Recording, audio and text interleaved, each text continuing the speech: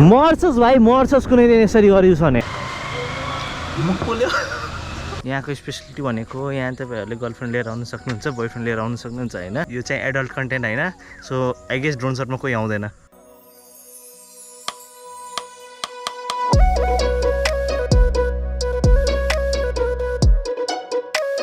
all right guys what is up welcome back to a new vlog of Anjan Rides आजको ब्लग सुरु हुँदैछ मेरो धनगढीबाट अनि धनगढीमा चाहिँ म र साथी छौँ सँगै जोशी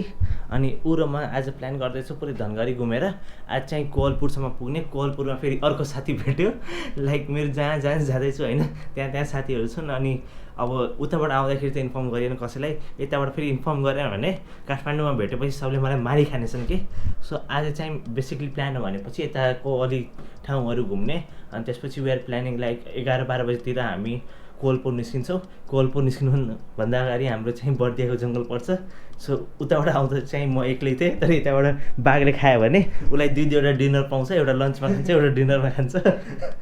सो म चाहिँ अलमोस्ट प्याकिङ सकाइसकेँ अनि आइएम थिङ्किङ लाइक अहिले चाहिँ घुम्न जाँदाखेरि सबै सामानहरू यहीँ होटलमा हुन्छ अनि म चाहिँ होटल साथी भन्ने ठाउँ छ यहाँ चाहिँ धनगढीमा त्यहाँ स्टे गरेको छु अनि आइएम लाइक यहाँबाट अब एकछिन ड्रोन्सहरू मात्र लिएर जान्छु एकछिन भिडियोहरू बनाउनुको लागि धनगढीको भिडियो सक्ने बित्तिकै हामी आउँछौँ यहाँ अनि जोशीले पनि आफ्नो अब उसलाई पनि ट्रिपमा इन्भल्भ गरिरहेको छु उसले पनि सामानहरू लिएर आफ्नो लुगाहरू 1-2 सेट लिएर सुर्खेतसम्म हामी सँगै जाने हो अनि ऊ चाहिँ फेरि कोवलपुर पुगेपछि फर्किन्छ म चाहिँ उताको राइड चाहिँ फेरि एक्लै कन्टिन्यू गर्नुपर्छ सो म चाहिँ अहिले पुरै प्याकिङ सकाइसकेँ अब चाहिँ बाइक लिन गइरहेको छु बाइकले कोल्ड स्टार्ट गरौँ अनि त्यसपछि हामी निस्कौँ है सो अलराइट हामी चाहिँ यो होटलबाट अहिले चाहिँ टेम्पोररी निस्केका छौँ अनि बाइक चाहिँ मैले यहाँ पार्क गरेको थिएँ अनि लाइक मेरो क्यारियर चाहिँ अहिले ठिक छ यो क्यारियरले चाहिँ सपोर्ट पनि गरिरहेछ दुःख पनि दिइरहेछ हामी लाइक यहाँबाट वेल्डिङ भएको थियो यहाँबाट चाहिँ वेल्डिङ भएको थियो फेरि यहाँबाट रिवेल्डिङ गराएको आडो यो वेल्डिङले किन यस्तो दुःख दिइरहेछ सो म चाहिँ हामी चाहिँ कहाँ जाने अहिले सो हामी चाहिँ जोकरताल गइरह म चाहिँ अहिले कम्प्लिटली बाइक चलाउने हालतमै छैन कि हुन्छ नि लाइक पुरै जिउ दुखेर इट्स लाइक पुरै दुःख भइरहेछ क्या सो म चाहिँ बसेरै जान्छु अनि जोकरताल घुमेर त्यसपछि ड्रोन सटहरू पायो भने लिँदै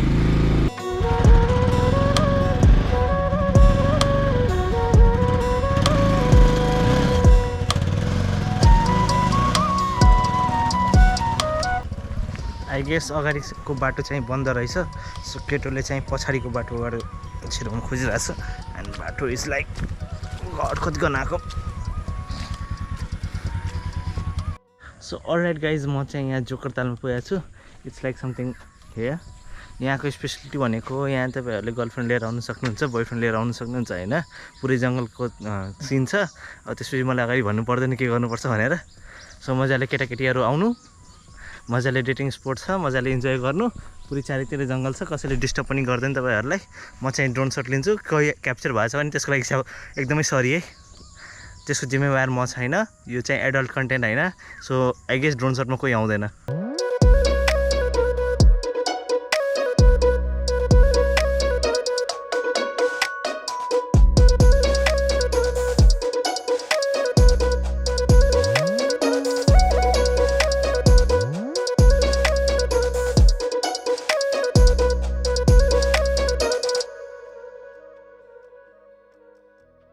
सो अलराइट हामी चाहिँ यहाँबाट निस्कौँ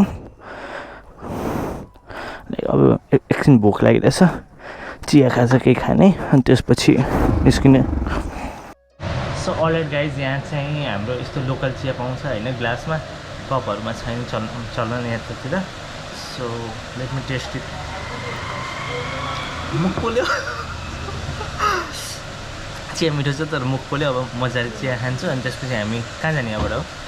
होटल अनि होटल अब चाहिँ होटल जाने चेकआउट गर्ने अनि त्यसपछि रोशनले आफ्नो लुगाहरू लिन्छ अनि त्यसपछि हामी कोवलपुर निस्किने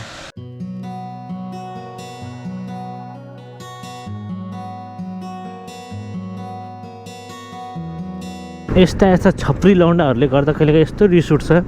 लाइक न हेलमेट छ न केही प्रोटेक्सन है दे आर लाइक आफ्नै धुनमा ओभरटेक गरिरहेछन् अनि दे आर लाइक फेरि अब हुन्छ नि मेरो क्यामेरा हेऱ्यो होइन सेटअप हेऱ्यो अनि they are like again trying to overtake me again overtake गर्छन् रोकिरहेछन् सी मर्छस् भाइ मर्छस् कुनै दिन यसरी गरिस् भने यस्तालाई के भन्ने होला यार आई लिटरली डोन्ट नो के सो अलराइट गाइज यो ठाउँलाई चाहिँ घोडी ताल यसको लागि भन्यो किनभने यहाँ चाहिँ माथि ड्रोन सटबाट हेर्दा घोडाको आकारमा देखिन्छ मैले चाहिँ ड्रोन सट हालिदिएको छु अब तपाईँहरूले चेक गर्नु घोडाको आकार आउँछ कि आउँदैन भनेर मैले हेर्दा त त्यस्तो मलाई खासै फिल भएन अब यहाँ चाहिँ गर्मी चाहिँ यस्तो साह्रो छ अहिले चाहिँ हामी घोडाघोडी भन्ने ठाउँमै छौँ आइडोन्ट यहाँ घोडाघोडी बढी भएर घोडाघोडी नाम राख्यो के नाम राख्यो सो नेम इज लाइक बरु त्यही देऊ आधी लिटरको एउटा देऊ नि त्यही चिसो छ नि त्यो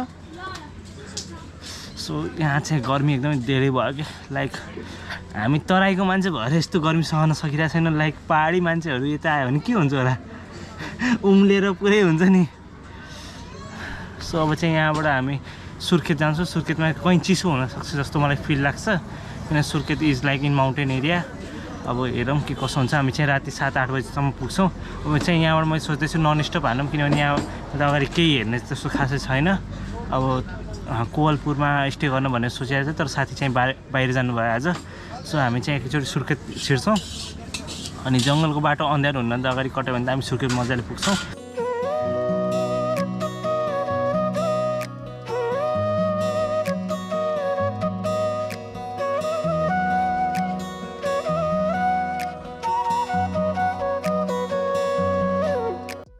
अलराइट गाइज आज चाहिँ मलाई 250 किलोमिटर मात्र तान्नु पर्नेछ तर 250 किलोमिटर मात्र भन्नाले पनि like after 1100 kilometre ride my body is like not supporting के अब हुन्छ नि मेरो खुट्टाको यो जुन मासुको भाग पुरै दुखिरहेछ अनि मेरो ढाड पनि लाइक पछाडि जानै सकिरहेको छैन के यस्तो दुखिरहेछ झन् म त्यसमा फ्ल्याक्जनहरू केही खास छैन लाइक आफ्नो बडीमा त्यति कन्ट्रोल छ कि पेनहरू सहन सकिन्छ तर मलाई थाहा छ म एकैचोटि कतै लङ स्टप लियो भने होइन 1-2 दिन रेस्ट गऱ्यो भने मलाई ज्वरो आउँछ किनभने लाइक यति लङ राइड मैले कहिले ट्राभल गरेको थिएन कि अनि 250 किलोमिटरमा पनि अब हाम्रो 100 किलोमिटर पुरै पहाडको बाटो छ त्यो पनि बर्दियाको जङ्गल कटेपछि लाइक पहाड आउँछ सुर्खेतको लागि अनि दे आर लाइक यस्तो छन् कि यो महेन्द्र हाइवे के यता मेची महाकाली हाइवेमा लाइक उता ग्याप हुँदा पनि बाइकरहरूलाई यति पेल्न खोज्छ कि दे आर लाइक पुरै एलर्ट भएर बस्नुपर्छ कतिखेर के भइदिन्छ लाइक हत्तेरिका यस्तो रिस उठ्छ कि बसहरूमाथि ट्रकहरूमाथि यार जब कि त्यति खाली बाटो छ है ओभरटेक गरेको गरेछ all right guys right behind me is Karnali bridge one of the finest art of architecture यति इङ्ग्लिस मलाई किन आउँछ भने म पनि सिभिल इन्जिनियरको मान्छे हो त्यही भएर यति इङ्ग्लिस आउँछ so this is one of the finest art of the architecture made by I don't know कसले बनाएको छ नेपालीले त पक्कै हेर्न होला जसले पनि बनाएको छ तर it's like one of the most beautiful thing अनि म चाहिँ यसको ड्रोन सट लिन खोजिरहेको छु त्यहाँ उता सोद्धाखेरि त पर्मिसन पाएन अब इलिगली पनि ड्रोन सट पायो भने ट्राई गरौँ हेरौँ अब पाउँछ पाउँदैन भनेर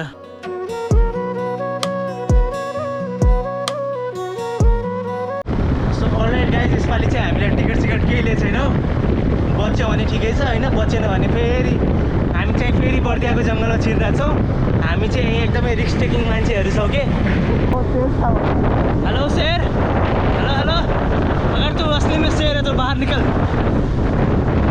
अगर तेरे बम में दम त्यसले हाम्रो बमको ठेगाना हुँदैन माथि तलाई अहिले अलि मोटो मोटो मान्छे भए पनि होइन हामीले त्यस्तो समात्दैन भागले उल्टा बदेल तिनीहरू ल्याएर दिन्छ बरु बाघले हामीले हेरेर माया लागेर भन्छ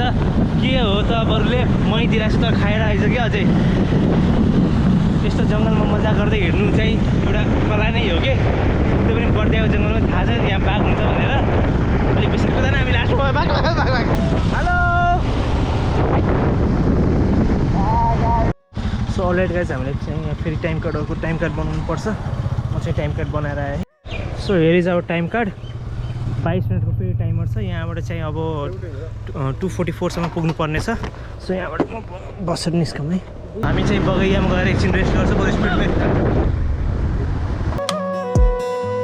सो अलराइट गाइज हामी चाहिँ यहाँ बबाई ब्रिजमा एकछिन उभिरहेको छौँ we are like searching for something जनावरहरू भेट्छु त भनेर ऊ त्यहाँ चाहिँ एउटा गइरहेछ क्रोकोडाइल है सो यहाँ चाहिँ क्रोकोडाइलहरू देखिरहेछ अनि यहाँ चाहिँ तल ड्याम रहेछ क्रोकोडाइलहरू छ त्यति हो यहाँ चाहिँ यहाँबाट निस्कौँ किनभने हामीसँग टाइम कार्ड हामीसँग छ उनीहरूसँग छैन अनि त्यहाँ यहाँ चाहिँ एक्चुअली फोटोग्राफी बनाइ हो तर पनि हामीले लिइरह हो फोटोग्राफीहरू गरेर हो अब चाहिँ हामी अगाडि निस्कौँ alright guys time to end the vlog म चाहिँ आज सुर्खेत पुगेँ लाइक अलमोस्ट वी ट्राभल